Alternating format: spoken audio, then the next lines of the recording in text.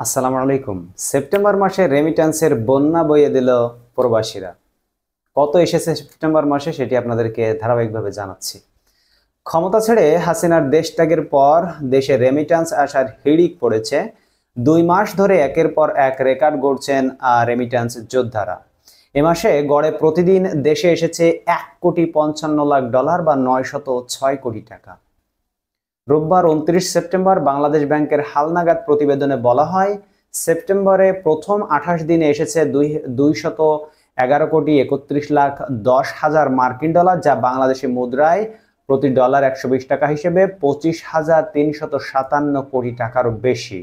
গত মাসে একই সময়ে দেশে এসেছিল 600,76,00,000 সে হিসাবে চলতি মাসে বেড়েছে রেমিট্যান্স প্রবাহ, আর আগের বছরের আগস্ট 2023 একই সময়ের চেয়ে $62 কোটি বেশি। গত বছরের আগস্ট মাসে এসেছিল প্রায় $160 কোটি রেমিট্যান্স। এর আগে গত জুন মাসে $253,86,00,000 রেমিট্যান্স আসার পর চলতি অর্থ বছরের প্রথম মাসে জুলাই প্রবাসী আয় এসেছিল প্রায় 191 কোটি মার্কিন ডলার, যা গত 10 মাসের মধ্যে সবচেয়ে কম আয় ছিল। এ মাসে রাষ্ট্র মালিকানাধীন ব্যাংকগুলোর মাধ্যমে এসেছে 58,65,30,000 মার্কিন ডলার। এছাড়া বিশেষায়িত ব্যাংকের মাধ্যমে 9,25,70,000 মার্কিন ডলার। বেসরকারি ব্যাংকের মাধ্যমে 142,86,70,000 ডলার ও বিদেশি খাতের ব্যাংকগুলোর মাধ্যমে এসেছে 53,40,000 রেমিট্যান্স।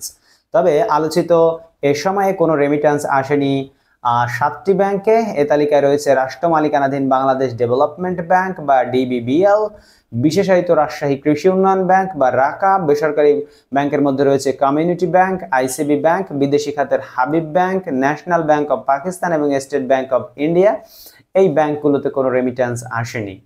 বন্ধুরা, এই হচ্ছে আমাদের প্রবাসীদের রেমিট্যান্সের খবর। প্রবাসী বা যারা যেখান থেকে দেখছেন, আমাদের চ্যানেলটিকে সাবস্ক্রাইব করে রাখুন। আমরা সবসময় আপনাদেরকে নতুন নতুন খবর উপহার দিয়ে থাকি, এজন্য আমাদের চ্যানেলটিকে সাবস্ক্রাইব করে রাখুন। দেখা হবে ইনশাআল্লাহ পরবর্তী ভিডিওতে অন্য কোনো খবর নিয়ে। এবং প্রবাসীদেরকে অসংখ্য ধন্যবাদ এবং আমার তরফ থেকে একটি স্যালিউট তাদেরকে রেমিট্যান্স পাঠানোর জন্য।